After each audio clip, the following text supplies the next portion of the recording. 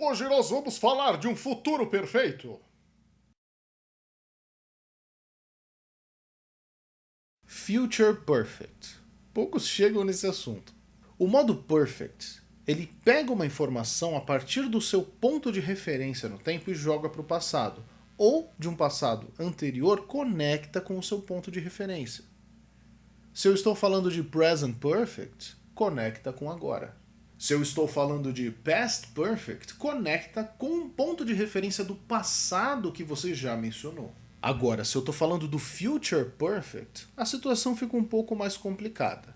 Mas a ideia é a mesma. Eu pego um ponto de referência no futuro, uau! E eu conecto aquilo que está antes desse ponto de referência a ele. Um passado do ponto de vista do ponto de referência. Então não necessariamente é o nosso passado, mas acontece antes daquele futuro. Confuso? Pra caramba! Pra mim é simples. Pensa o seguinte, quando eu falo a respeito de um casamento, por exemplo, nós temos que conectar o ponto de início desse período com o seu ponto de referência. I have been married for 8 years. Apesar da tradução ser eu tenho estado casado por 8 anos, nós falamos em português eu estou casado há 8 anos. Se o meu ponto de referência está no passado, eu uso o had. Last year I had been married for 7 years. É claro, essa ideia implica de que aquilo que você se refere acabou, parou por ali.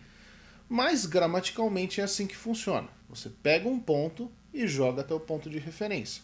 Se é o presente, I have been married. Se é o passado, I had been married. Mas e se é o futuro?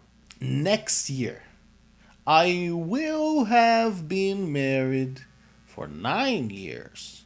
Então eu estabeleço o meu ponto de referência no futuro e eu uso o will para modificar o have para deixar isso claro. É claro, o ponto de referência eu precisei estabelecer dentro do contexto. Eu preciso te contar uma história, eu preciso te dizer o que está acontecendo. Mas isso é normal. Past Perfect é assim. Por que isso é tão complexo? Porque nós estamos comunicando ideias cada vez mais complexas. Present Perfect é mais simples porque é o presente, é o seu ponto de referência padrão. O Past Perfect começa a complicar, porque você já tem que incluir um contexto. O Future Perfect, você menciona o passado do ponto de vista de um futuro, que pode acontecer mesmo no futuro. Então é algo que confunde porque a ideia é muito complicada. Talvez você nunca chegue numa situação de ter que usar o Future Perfect, mas é importante aprender, porque talvez você tenha que entender. Então essa é a ideia por detrás do Future Perfect. E na gramática não é muito difícil.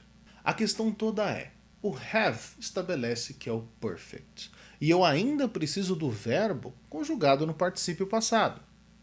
Have been, have broken, have done. A questão toda é que, como eu preciso modificar o have para pôr ele no futuro, usando o will nesse caso, o will se torna o auxiliar da frase, porque ele é o verbo modal.